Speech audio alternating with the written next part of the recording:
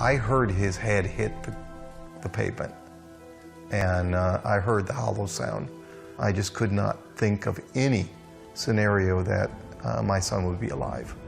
Lance and Angela Even were driving their family home from an evening church service when Angela got an eerie feeling and asked the kids to check their seatbelts. Suddenly, the passenger side back door of their minivan slid open. Their 13-year-old son, Kenny, wasn't fastened in. I heard the noise of the interstate, so I turned around to look. When a van door opens, it's like a parachute. And I just saw Kenny just whipping around, being just catapulted out of the vehicle. And I slammed on the brakes, and the semi-truck hit us. Everything went in slow motion at that point. About half a mile away from where the body fell, we came to a stop. And when I got to him, he was just laying in a fetal position. There was a pool of blood he was laying in. Texts and calls were sent out almost immediately to pray for Kenny. Friends quickly arrived from their church nearby. Lance ran down the road to his son. By the time I ran up and got to where Kenny was, my pastor was there holding my son, covered in my son's blood, praying for him. From that moment, we never were alone. I put both arms around him and held him.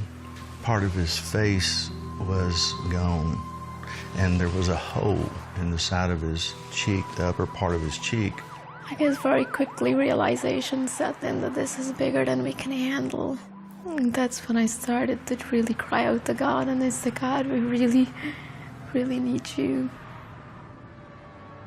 Kenny flatlined several times while emergency crews prepared him for life flight to the hospital.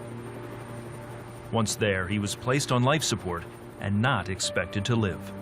He was not breathing on his own, his heart was not beating, his brain was expanding with the pressure inside the brain increasing his heart. Everything was supported.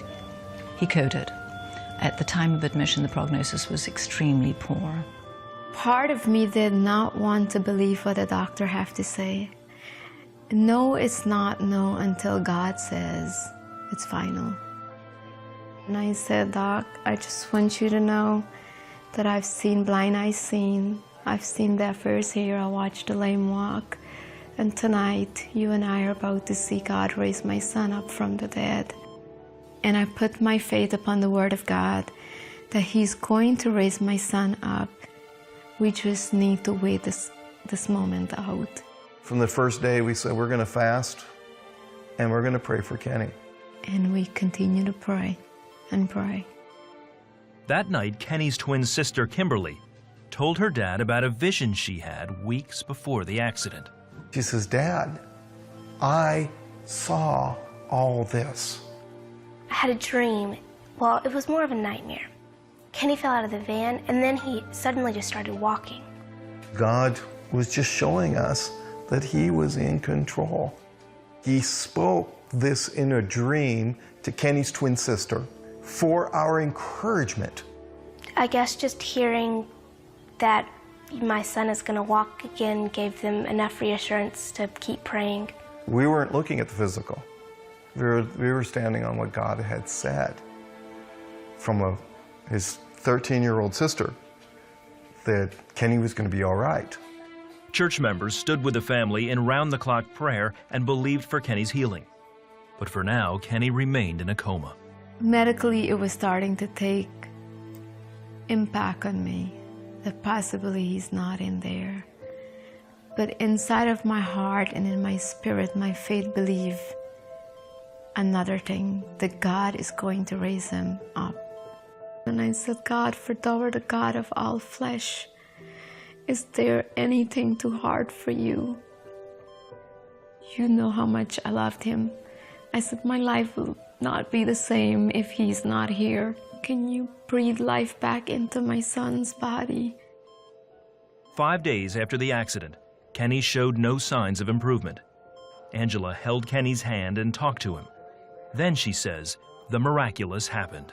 He squeezed my hand, and it was a moment of excitement, and I just said, you squeezed my hand. And I put my hand again into Kenny's hand, and I said, Kenny, if that was you that squeezed my hand, would you please do it again? And he gentle, very faint, a slight move. And it was a moment of victory. My son is alive. He's in there. God is beginning to do something. The doctors did not believe. And every time something would happen, a squeeze on the hand or something, they said, oh, that's just a reflex. But we knew better because it was in conjunction to what we were doing. We knew God could raise the dead. We knew God can heal the sick. The miracles continued to come. A few days later, Kenny opened his eyes. It was a wonderful thing to see him look at me and open his eyes for a moment, and I talked to him, and his eyebrows got real big, like, yes, I understand you. And we kept telling him, you are getting better. Trust God. Kenny, you need to be praying. You need to be seeking the Lord. You need to be calling on God's healing. You've been in an accident. And he would squeeze our hand, like he would know, yes, I am praying. Kenny progressively regained consciousness. Now questions remained regarding the extent of brain damage Kenny had sustained. Until one afternoon, Angela gave Kenny her laptop. He logged into Facebook and sent a message to a friend. Kenny was back. God had restored him fully. He had raised him up from the dead, give him back his memory. The devil couldn't steal that from him. The very next thing I remember is just waking up in the hospital thinking I was in someone's room. At the time, I just was looking around wondering, how did I get here? Mom looked up at me and was just amazed that I was actually talking. I'm like, Mom, all I'm doing is talking. I do this every day. And she looked up at me, you're still the same Kenny, and like rubbed my head. To the amazement of the doctors, 32 days after the accident, Kenny walked out of the hospital on his own 2 feet, healed. From where we saw him in the ER and the ICU to where he is now, if this is not a miracle, I don't know what would be. When Kenny was leaving the hospital, they all stood and applauded as he walked away. Kenny's family encouraged others to put their trust in Jesus and never stop praying. God answers prayer, and it's wonderful to be there and to see it in such a dynamic way. I got to see Jesus face to face and experience the resurrection power of Jesus Christ. I've come to a new plateau, a new era in my life of knowing God even more. You just have to stay with God. You have to keep believing. He will watch after you and watch over you.